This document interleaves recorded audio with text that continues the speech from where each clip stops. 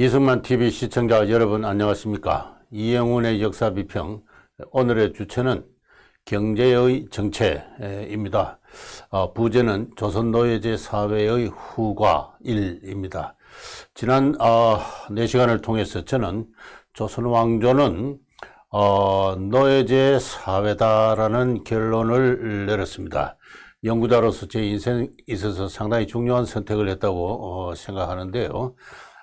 이 노예제 사회는 여러 가지 그 후과란 것은 보통 뭐 그렇게 바람직하지 못한 어떤 결과를 빚는다 하는 그런 뜻입니다. 그러한 관점에서 16, 7, 8세기, 19세기 조선 왕조의 역사를 한번 되돌아보자. 실제로 어떠한 일이 있었던가 하는 것을 라는 그런 내용입니다. 그런 노예제 사회는 뭐 전형적인 그리스 로마 사회도 그렇고 미국 남북 전쟁 이전에 미국 남부 노예제 사회도 그렇습니다만은 여러 가지 공통의 특성을 갖고 있습니다. 첫째는 창조적 노동을 결여합니다. 노동의 주체인 노동자들이 노예이기 때문에 그들은 노동에 어떤 창조성을 부여할 어떤 유인을 갖지 못합니다. 두 번째는 그 노동의 주체 생산자의 권리가 부재합니다. 자본주의는 다 아시다시피 중세 농노제 사회에서 농노제적 억압하에 있던 농민들의 농민적 권리가 성숙하고 시민사회가 성립하고 또 상인과 수공업자의 권리가 사유재산으로 발전하고 이러는 과정에서 오늘날 자본주의 사회가 발전했습니다. 이렇게 생산자의 생산적 노동에 기초한 권리의 성립이 한 사회를 발전시키는 중요한 동력인데 그런 것이 노예제 사회에서는 존재하지 않습니다. 그 다음에는 생산자 대중이 사회적 인격을 인정받지 못하는 노예이기 때문에 사회가 하나의 자치와 자치적 권리를 특징으로 하는 공동체가 다시 말해서 소사이어티가 성립하지 못하거나 매우 미약하게 성립할 뿐입니다. 그런 가운데 정치를 담당한 노예 소유주들이 노예제 사회의 확장에는 그 노예제 공동체를 위해서 상당히 헌신하고 어떤 전투적인 기상을 보입니다만 일단 노예제 사회가 완성되고 난 다음에는 그들은 더 이상 이 세상에서 추구할 가치를 알지를 못하고 그래서 상호간의 정치적 분열 그리고 결국은 어떤 국가의 해체까지 이르는 그와 같은 경지를 보게 됩니다. 그러면서 도덕이 타락하게 됩니다.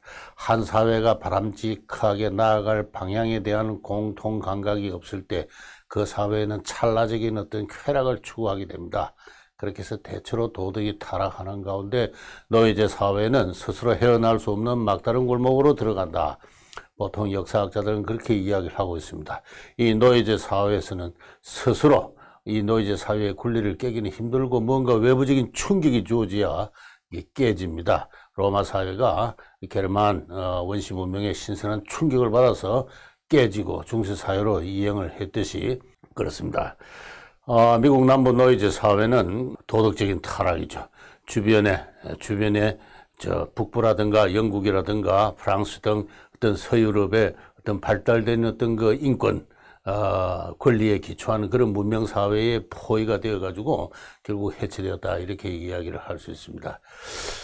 이러한 여러 가지 특징들을 앞으로 하나하나의 강의를 통해서 특히 18, 19세기 조선사회에서 이런 양상이 어떻게 나타났는가를 제 나름대로 정리되는 대로 하나씩 말씀드리도록 하겠습니다. 그런 가운데 한국적 노예제 사회의 특질이 있다면 이거는 다른 노예제 사회와 달리 지독한 폐쇄 경제였다 하는 것입니다. 바다가 높은 세국의 장벽으로 역할을 했던 그와 같은 그 폐쇄 경제였다라고 하겠습니다. 이 폐쇄 경제는 노예제 사회인가 여부를 불문하고 폐쇄 경제는 조만간 위기에 봉착할 수밖에 없습니다. 왜냐하면 그 사회를 지탱하는 에너지의 공급에 위기가 불가피하기 때문에 그렇습니다. 지금 보여드리고 있는 이것은요, 제가 여러 차례 많은 기회에 소개를 해서 잘 알려져 있는 그러한 지도입니다. 20세기 초에 조선 한반도의 임야 상태입니다. 이 왼쪽에 있는 이 지도였어요. 노란색은 나무가 전혀 없는 완전히 발가벗은 그러한 그 산지의 상태입니다. 이것이 전체 산지의 한 25% 내지 30% 가까이 되었습니다. 붉은색은 나무가 있긴 하나 매우 성근 상태, 매우 성근, 나무가 사실상 없는 것이나 다를 바 없는 매우 성근 상태의 그와 같은 것들. 칠임발생지다, 칠임지다 보통 그렇게 이야기를 하는데요. 그 다음에는 초록색만이, 그러니까 저 함경북도에 있는 개마고원이나 태백산맥 자락이나 등등 사람이 들어갈 수 없는 곳, 들어갔어도 나무를 벌채에서 운반해 나올 수 없는 것, 이런 곳에서는 원시적인 어떤 상태의 어떤 산림이 존재를 했습니다. 이것이 전체 또 한 25% 내지 30% 되고요. 나머지는 헐벗었습니다. 옆에 있는 사진은 구한말 서울 근교에서 어떤 외국인이 찍은 농부들이 작업하고 있는 그 장면인데요. 이 외국인이 그 기자의 그 사진기의 앵글은 이 농민들의 작업에 맞춰져 있습니다만 저의 눈길은 저 뒤편 산에 가 있습니다. 산을 보십시오. 완벽하게 헐벗어 있는 것을 볼 수가 있습니다. 사람의 손길이 닿지 않는 꼴짝이나 바위, 높은 곳, 그런 곳에서나 나무가 겨우 있을 뿐이고, 산 전체가 완전히 사막의 무슨 모래상처럼 헐벗어 있고, 산에서 내려오는 토사가 산기슭에 하나의 강을 이루고 있는 그러한 어떤 모습을 볼 수가 있겠죠. 저는 이와 같은 헐벗은 어떤 상태의 산지를 보면서 자라났습니다. 이 보이는 사진은요, 제가 자란 그 동네에 제가 중학교 들어갔을 때 식목일날 나무를 심는 그런 그 사진입니다. 지금은 산에 들어갈 수도 없는 수풀이 울창한 상태입니다만 그 당시는 저 같은 어린애들이 가마니를 가지고 올라가서 산에서 미끄럼을 타고 놀았던 그러한 일종의 그 모래톱으로서 하나의 산이 이렇게 완전히 헐벗어 있는 그와 같은 상태였습니다. 이와 같은 상태로 한반도의 산림이 헐벗게 되는 것은요, 연구에 의하면 대체로 18세기부터입니다. 17세기까지는 인구가 증가하고 그 인구가 취사를 하거나 여러 가지 건축을 하거나 또는 난방을 할 목적으로서 산에서 나무를 벌채를 하더라도 그 벌채하는 양과 그 산림의 자연 정식, 이것이 균형을 이루어서 산림의 파괴가 이루어지지 않습니다만, 그러나 17세기 후반 18세기 전반이 되면은 인구가 많아져서 경제가 양쪽으로 확장되고 있었습니다. 그래서 인구가 많아진 덕분에 산에서 나무를 베는 양이 산에서 자라는 양이나 심는 양보다 더 많아지고, 그렇게 해서 18세기 중후반이 되면 벌써 산이 헐벗기 시작합니다라는 위기의 목소리가 각 지방에서 올라오고 있습니다. 울창한 산림에서 살았던 한반도의 호랑이도 그 자취를 감추게 됩니다. 18세기에는 호랑이가 참 많았어요. 호랑이에 관한 여러 가지 이야기가 왕조실록에 많이 나오고 있습니다만, 그러나 19세기가 되면은 호랑이는 한반도로부터 사실상 철수를 한 거나 마찬가지입니다. 호랑이가 살 수 없는 산림이 황폐된 상태가 되었기 때문에 그렇습니다. 이게 바로 폐쇄 경제가 피할 수 없는 모순입니다. 이 바로 한 사회의 어떤 유지 생산에 위해서 필요한 에너지의 공급이 폐쇄 상태의 폐쇄 경제 하에서는 내부에서 조달될 수밖에 없고, 그 내부에서 조달되는 에너지가 주로 산림에서 구해지어야 할진데, 경제의 어느 수준의 발전, 인구의 확장은 곧바로 산림의 파괴를 몰고 오고 에너지 순환의 위기를 몰고 오게 됩니다. 바로 이런 그 생태 위기가 18세기 이후에 조선 경제에 닥쳤다는 것이고, 보여드리는 그림은요, 제가 주로 경상도와 전라도 각 한 30여 개 마을을, 주로 옛날에 양반들이 살던 마을을 다니면서 수집하거나 또는 다른 사람들이 이미 수집해서 발표한 자료들을 종합해가지고 제시한 그림인데요. 양반 마을에 가면은 양반의 개가 있었습니다. 그 개는 개가 소유하는 그 공유답 논이 있고요. 그 논에서 연간 얼마 소출이 이루어졌는가를 기록한 문서가 있습니다. 개문서라 하는데요. 그 양반 촌락에 있는 개문서들을 쭉 수집을 해가지고 논 1두락당, 두락이란 건 한 150평 내지 200평입니다. 지방에 따라서 조금 다른데요. 이 두락당 그 연간 생산되는 생산량이나 지대량이 어떤 것인가를 한 30여 개 마을에 개 문서를 조사를 해서 그 지대량을 그냥 그대로 매핑을 한 겁니다. 산포를 한 것인데요. 대강 봐서 알 수 있듯이 이 17세기 이 제일 첫 번째 점이 나타나는 게 17세기 후반입니다. 17세기 후반에서 19세기 후반까지는 쭉 감소를 하다가 19세기 후반 이후에 뭔가 상승하는 어떤 그런 전체적인 분포를 볼 수가 있습니다. 이것을 좀 통계학적으로 엄밀한 방법을 통해서 그 평균선, 회계선을 제시하면은 이와 같습니다. 남부지방 논 1두락의 토지 생산성의 장기 추이가 이와 같은 그림으로 그려집니다.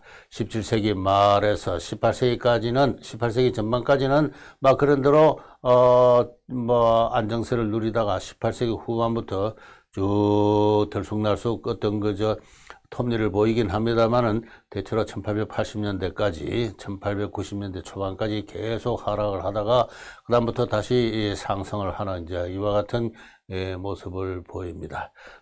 가장 중요한 논농사의 산업에 있어서 생산성이 이렇게 하락을 하고 있습니다. 단위 토지당 생산성의 하락이 장기적으로 쭉 관찰되는데요. 이것을 둘러싸고서는 여러 가지 많은 논란이 있습니다. 논란이 있는데 저는 이것은 그대로 실질적으로 있었던 농사의 후퇴를 나타내는 것이다 하는 것을 여러 가지 다른 어떤 방정 자료를 제시함으로써 이것은 제 나름대로 어떤 확신을 갖고 주장하는 하나의 학설을 이루고 있습니다. 예를 들어서 쌀과 다른 재화의 상대 가격을 쭉 비교를 해보면요, 쌀에 대비된 모든 상대 가격이 하락을 합니다. 다시 말해서 쌀이 부족해지는 거죠. 쌀보다 고급재라고 할 수 있는 여러 가지 생산물이라든가 그다음에는 기타 사치적 소비품이나 의류 이런 것들도 감소를 합니다. 다시 말해서 쌀이 부족하기 때문에 나타나는 현상인데요. 더 이상 깊숙이 이야기하지는 않겠습니다만 산림이 저렇게 헐벗을진데 논농사가 이렇게 후퇴하는 것은 누구도 부정할 수 없는 일이다 하는 것입니다. 산림이 헐벗지 않았다면 이야기를 하지 않겠습니다만 산림이 헐벗으면 조금만 비가 와도 사태가 발생을 하고 수로를 막고 그 다음에 산에서 내려온 흙이 논을 덮습니다. 토사라 그러는데 이와 같은 피해가 발생을 하게 되고 합니다. 그리고 가뭄이 심하고요. 산에 물이 저장된 게 없으니까. 그리고 조그만 비에도 홍수가 나고 홍수와 가뭄의 피해가 자주 반복이 될 뿐만 아니라 포장의 상태를 이렇게 산에서 내려온 토사가 파괴를 하게 됩니다. 지난 70년대, 80년대 북한에서 일어났던 어떤 그와 같은 농사의 해체와 거의 다를 바 없는 그와 같은 현상이 18세기 후반부터 한 100년간에 걸쳐서 쭉 이루어졌다 하는 이와 같은 이야기를 할 수가 있겠고요. 보여드리는 이 자료는요. 매해 연말에 중앙부처의 각 기관들 약 한 102개 기관이 있는데 그 102개 기관이 연말에 시제로 보유하고 있는 쌀이나 콩이나 포목이나 여러 가지 시제를 동전으로 환산해서 통합한 다음에 장기적으로 어떤 추세를 보이고 있는 것인가인데 17세기 후반부터 쭉 감소하고 있는 모습을 볼 수가 있습니다. 18세기 후반만 하더라도 연말 시제가 한 500만 량 가까이 달했습니다. 정조 연간에 감소를 하죠. 정조가 화성을 짓는다고 해서 많이 재정적인 어떤 투자 낭비가 있었고, 그다음에 순조 초년에 이 재정이 다시 재건이 됐다가 그다음부터는 쭉 급속한 속도로 연말 시제금이 나중에 1870년대가 되면 100만 량에 불과합니다. 100년 전에 비해서 무려 5분의 1에 불과하게 되죠. 연말 상황이 그렇게 되니까 이거는 연중은 계속 차입 경제로 이루어질 수밖에 없는 이와 같은 모순에 봉착합니다. 이것도 조선 왕조의 재정이 점점 가난해지고 있다는 하나의 뚜렷한 어떤 수량적인 지표입니다만은, 조선 왕조의 재정이 이렇게 점점 빈약해질 수밖에 없었던 것은 가장 기초적 산업이라 할 수 있는 논농사가 조금 전에 보여드린 바와 같은 그와 같은 상태로 후퇴하고 있었기 때문에 그렇습니다. 보여드리는 이 통계는요, 전국 각 팔도 330여 군현에서 많게는 10개, 적게는 2개 이렇게 장시가 열렸습니다. 5일마다 열린다 해서 5일장이라 그러는 정기시인데요. 이 정기시의 총수를 나타내는 겁니다. 1770년에 정기시의 총수를 알 수 있는데 전국에 1062입니다.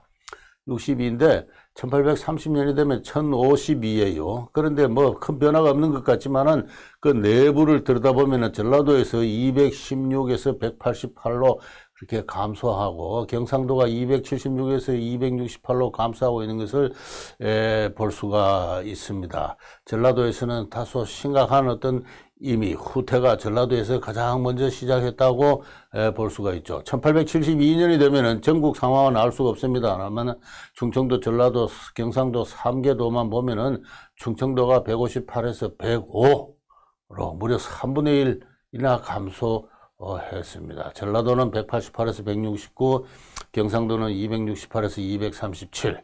이 1872년의 그 숫자에 대해서는 조사가 좀 엉성한 데가 있다 해서 약간의 좀 문제점이 있는 건 사실입니다만, 전체적인 추세는 저는 큰 변화가 없다고 생각합니다. 이때는 막 도처에서 밀란이 일어나게 되고, 또는 명화적이나 활빈당이 발호를 하는 그런 시대가 되어서 사람들이 짐을 지고 길을 갈 수 없는 그런 시대였습니다. 그러니까 이렇게 장시가 줄어드는 것은 저는 당연하다고 봅니다. 이것이 바로 하나의 경제적 또 위기의 하나의 지표가 될 수가 있겠고요. 이것이 이제 1890년대 이후에 다시 회복이 됩니다. 회복이 되어가지고 1911년이 되면은 전국적으로는 1084라 해서 그 이전보다 많아집니다만은, 충청도, 전라도, 경상도는 아직도 18세기 후반 상황을 아직 복구를 하고 있지 못하는, 충청도가 1770년인데 70년에 157개였는데 1911년에는 138개에 불과합니다. 이것이 복구가 되는 게 이제 1910년대 중반이 되어서야 이전 수준으로 돌아간다, 이렇게 이야기를 할 수 있습니다. 이렇게 18세기 후반부터 경제는 생태 환경의 파괴와 더불어 논농사가 후퇴를 하고, 그에 따라서 정부 재정도 후퇴하고, 정부 재정이 후퇴를 하니까 하청 농민들을 보살피는 여러 가지 사회적 보험제도, 여러 가지 국가적 재분배 경제가 또 해체가 됩니다. 이 국가적 재분배 경제 이외의 경제를 통합하는 하나의 수단이 바로 이 장시였는데, 이 장시 자체도 해체를 합니다. 이렇게 해서 국가적 재분배 경제와 그 다음에 장시로 대표되는 시장 경제 자체가 이렇게 후퇴를 함으로써 경제는 전반적으로 큰 위기에 빠져들어갔다는 것입니다. 이 경제가 이렇게 큰 위기에 빠져들어가게 된 그 기본 원인이 뭔가 하는 것을 독립신문 1897년 6월 10일자에 기사를 통해서 알 수가 있는데요. 인민의 권리의 부재가 그 원인입니다. 이 기사를 쓴 사람은 저는 당시 청년 이승만 박사라고 생각합니다. 왜냐하면은 그 이승만 박사가 나중에 한성 감옥에서 쓴 독립정신이라는 책에 이 중에 상당한 단어를 같이 하는 문장이 그대로 나오고 있는 것을 볼 수가 있습니다. 이거는 청년 이승만이 독립신문에 이 글을 기고했을 가능성이 크다는 것, 뭐 반드시 확정은 할 수가 없습니다만은 그런 시사를 하고 있습니다. 읽어보면요, 세계 인민 중에서 제일 불쌍한 백성은 조선의 백성이다. 그 불쌍한 까닭은 다름 아니라 남은 나라 인민들은 국중의 법률이 소상하고 학문이 진보하여서 사람마다 법률만 범하지 아니하고 자기 힘과 재주가 있으면 벌어먹고, 세상에 자주 독립한 백성이 되어 빈부귀천 간에 사람마다 자기 신상의 자유권을 가지고 있으며, 사람마다 자기 직분만 하게 되면 세상에 무서울 것도 없고 누구에게 천대받을 일도 없는지라, 조선은 법률도 소상하지 않고 사람들의 학문이 없어 벌어먹을 도리가 두 가지밖에 없다. 다시 말해서 법률이 소상하지 않다. 인민의 권리를 보장하고 보호하는 법률이 없다. 법률이 없습니다. 이것에 대해서 나중에 다음 시간에 사회의 분열, 뭐 도덕적 타락 이런 이야기를 하면서 좀 더 구체적으로 소개하겠습니다. 경제가 위기에 빠지게 되고 재정도 위기에 빠지게 되고 하니까 양반 관료들이 면허받은 협혈기가 되어가지고 백성의 재산을 갈취를 합니다. 백성의 재산을 빼앗아요. 빼앗습니다. 그래서 제서천하에 불쌍한 것이 조선의 백성인데 법률이 없어가지고 백성의 권리와 그들의 재산권을, 그들의 인신의 자유를 보장해주지 않는다. 보장해주지 않는다. 백성의 권리와 인신의 자유권을 보장하지 않으니까 그러한 정신적인 타락 상태에서는 학문도 성립하지 않는다. 바로 이 노예제 사회의 말기에 막다른 골목 속에 들어가 있는 그와 같은 상황을 19세기 말에 우리 조상들은 너무나 거기서 고통을 받는 가운데 그 신음소리를 이와 같은 문장으로 저는 표현했다. 그렇게 생각을 하고 있습니다. 이에 대해서는 제가 이전에도 혁명가 이승만의 일생이라는 강의에서도 잠시 소개한 적이 있습니다만 워낙 당시 상황을 전달하는 리얼한 여실한 어떤 그 문장이라서 저는 반복적으로 이것을 자꾸 인용해서 여러분에게 알려드리고 있습니다. 살 수 있는 방법이 두 가지라 했는데요. 하나는 농사를 하든가 짐을 지든가 하여서 연명하는 것이요. 둘째는 벼슬을 하든가 벼슬을 하든지 벼슬하는 사람에게 의지를 하든지 하여 국중에 몇 개 있는 농사하고 짐져서 벌어먹고 사는 사람들을 뜯어먹고 사는 것이다. 농사를 하거나 또는 남의 하인이 되어서 짐을 지거나 하는 것이고 그것이 한 가지 연명하는 길이라면 다른 한 가지는 그들을 뜯어먹는 길이다. 그리고 먼저 전국의 형세가 서로 돕고 서로 사랑하여 한 뿌리가 되어 그 땅과 그 정부와 그 임금을 모시고 자주 독립하는 나라가 될 기미는 없고 서로 헤아려 하며 서로 잡아먹으려 하고 큰 고기는 중고기를 먹고 중고기는 작은 고기를 먹고 작은 고기는 송사리를 먹어서 한 나무에 매달린 부럭지들이 서로 해치려고 하니 어찌 그 나무가 잘 자라며 성해지리요. 이게 이제 한 국가가 해체되는 겁니다. 해체되는 서로를 뜯어먹고 해치려고 서로 분열하고 갈등하고 한다. 그 중에 개성한 등분과 신분입니다. 청등과 당론, 편색, 정치와 사회가 분열하는 것이죠. 그래서 한 나라 안에 한 등글 밑에 있으면서도 서로 각심과 서로 사정으로 사람들을 박대하며 서럽게 군다. 사회가 분열하고 그리고 정치적으로 서로 대립하고 그래서 비록 한 임금 밑에서 한 뿌럭지에 매달려 있지만은 서로가 서로를 잡아먹으려고 신분을 나누고 당론을 나누고 편색을 지우고 하니 이 나라가 자주 독립할 기미가 없도다 하는 것입니다. 바로 이러한 어떤 상황, 이건 누가 이렇게 강요한 것이 아닙니다. 우리 조선 사회의 어떤 구조의 자기 전개 과정에서 초래된 19세기 말의 상황이다. 이렇게 이야기를 할 수가 있습니다. 네덜란드에 앵구스 매디슨이라는 유명한 그 경제사학자가 있었습니다. 1926년생이고 얼마 전에 2010년에 작고하셨는데요. 이분은 뭐 탁월한 어떤 경제 이론가가 되어서 노벨상을 받은 그런 경제학자는 아닙니다만은 그야말로 부지런하게도 각 나라의 경제 통계를 망라적으로 수집해서 The World Economy라는 통계 자료집을 내었습니다. 이 통계 자료집에 각 나라의 1인당 소득 수준과 인구를 추계를 했는데요. 이분이 돌아가시고 나도 이분의 유지를 받들어서 국제적으로 메디슨 프로젝트라는 것이 성립을 해서 그 사람이 만든 어떤 데이터베이스를 자꾸 수정 보완해서 2, 3년에 한 번씩 수정한 것을 발표를 하고 하는 그와 같은 국제적 어떤 경제사학자들의 어떤 저 프로젝트가 지금도 진행 중입니다. 이 메디슨 프로젝트가 지난 연초에 발표한 어떤 그 데이터에 의하면요. 세계 39개국의 1인당 GDP, GDP를 비교한 데이터가 있어요. 1870년과 1911년입니다. 1870년과 1911년에 1인당 GDP를 추계할 수 있는, 추계할 수 있는 나라가 세계 39개국입니다. 39개국인데, 이 39개국 가운데 코리아가 있어요. 저 빨간 점이 바로 그 코리아인데요. 이 횡축은 1870년, 종축은 1911년, 이렇게 해서 39개 나라의 그 양년에 걸친 소득 수준을 제가 점을 찍은 겁니다. 그렇게 해서 쭉 보면은 뭐 제일 오른쪽에 제일 잘 사는 나라가 CHE, 이건 스위스란드입니다. 그 다음에 NGL, 이건 네덜란드, AUT, 이거는 오스트리아, 그 다음에 GBR, 그레이트 브레이턴, USA, 벨지움, 네덜란드 뭐 이렇게 쭉 나옵니다만은 제일 39개국 가운데 제일 아래쪽에 있는 게 이 코리아입니다. 코리아는 19세기 후반 20세기 초에 전 세계에서 가장 가난한 나라였습니다.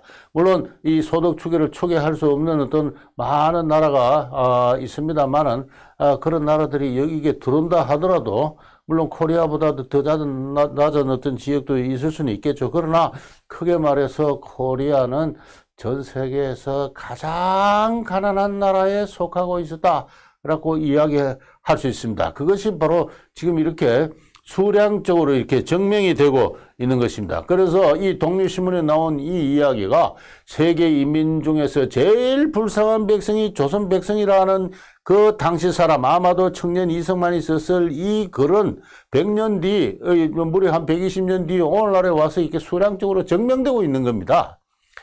저는 그렇게 생각해요. 물론 이제 이 데이터베이스는 또 앞으로 자꾸 개량이 되어서 앞으로 사정이 바뀔지 모르겠습니다만 기본적으로 코리아가 최하등에 매핑되어 있다는 그 사실만큼은 변하지 않을 겁니다.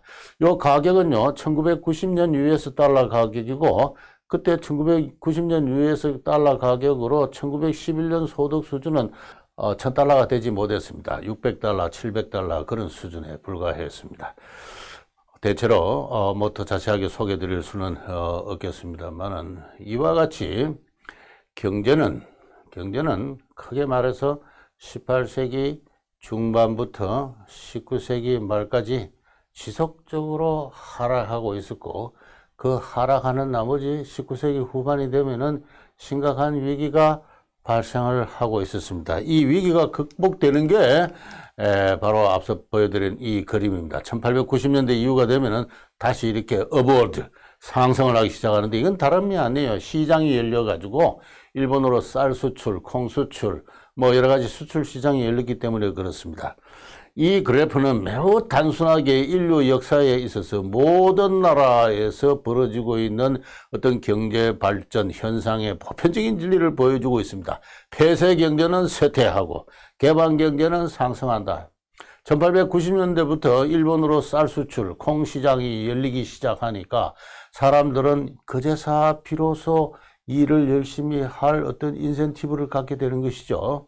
그렇게 해서 버려둔 땅을 개간하기도 하고, 한 번 김멜 걸 두 번 메고, 두 번 김멜 걸 세 번 메고. 왜? 정산을 하게 되면은 상응하는 소득이 증가하리라는 기대가 형성되었기 때문에 그렇습니다. 시장만 열렸을 뿐만 아니라 이때가 되면은 각종 밀란이라든가 동학농민난 이런 것도 진압이 되고 사회가 질서를 찾습니다. 그래서 사회가 질서를 찾는 가운데 인민의 권리를 보호하는 여러 가지 법과 제도가 어떤 그 식민지적 억압하에서나마 차곡차곡 정비되는 가운데 보통 민서들은 노예제적 굴레로부터 해방되는 가운데 보다 열심히 노동하고 창조적으로 노동할 어떤 그러한 인센티브와 계기를 찾게 되는 것이고, 경제는 다시 이렇게 상승을 하기 시작을 하는 것입니다. 마지막에 끊기는 부분은 그때 1930년대 말입니다만은 이때 대흉년이 있어서 그런데요. 그 이후에도 지금은 뭐 계속해서 저 커브가 매우 높은 수준으로 올라가 있다는 것은 뭐 더 말할 필요가 없습니다. 요컨대 조선왕조 경제는 정체했습니다. 그리고 위기를 맞았습니다. 그것은 그 사회가 노예제 사회인 연고로 피할 수 없는 하나의 운명이었다고 할 수가 있겠고, 그리고 이 노예제 사회가 다시 활력이 넘치는 그러한 어떤 상승의 발전의 계기를 찾는 것은 해외 시장의 대두였다는 그와 같은 어떤 역사적 진리를 지금 여기서 보게 되는 것입니다. 예, 오늘은 이제 여기까지 하도록 하겠습니다. 다음 시간은 조선 노예제 사회의 후가 2로서 사회의 분열에 대해서 한번 이야기를 해보도록 하겠습니다. 예, 감사합니다.